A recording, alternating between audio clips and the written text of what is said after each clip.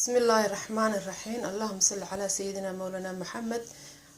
maanta waxaynu sameeynaynaa mushroom ama barkin waraaba la oran jiray inaga marka uu dibadaha ka baxo.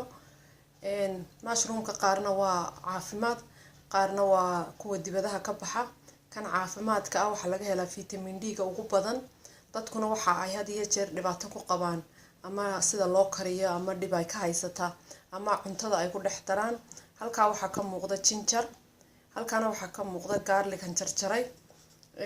halkan marka garlic-kan ayaad intaad qaado waxa aad ku daraysaa, hadii Ilaahay ku roon yahay, waxa aad ku daraysaa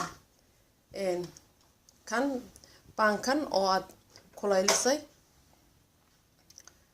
waad yar walaaqaysaa marka ay kululaato gingerta iyo iyada waad yar deynaysaa.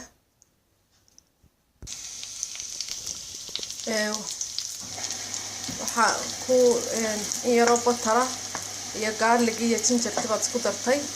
waxaad ku ridanaysaa mushroomka marka aad ku rido, hadii Ilaahay nafta ku daayo wax badan kuma deynaysid si aanu nutritionka iyo nafaqada uga dhimanin. ilaa 5 minute meelahaas ayaad u deynaysaa ama markuu yar casaado waad garanaysaa aduguba.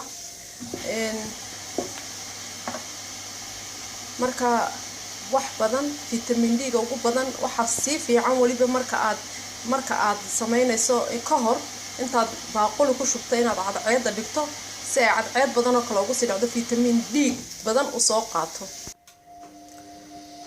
markii uu bislaaday mushroomkii waka wax badan ma qaadanayo. marka hore hiidka intaad kululeyso ayaa marka dambe u naaqusaysaa, isaga biyo leh, isaga isbiyeenaya marka dambe. ka mushroomkii oo maanta aan saa u sameynay dad badan baa ku dhibaataysan sameyntiisa. marka dishka gooniyaha cuntada ku agyaalo noqonaya, qof walba dhaw intuu doono ka qaadanaya. vitamin D number 1 hadaa doonayso waa kaas. billahi tawfiiq. salaamu calaykum.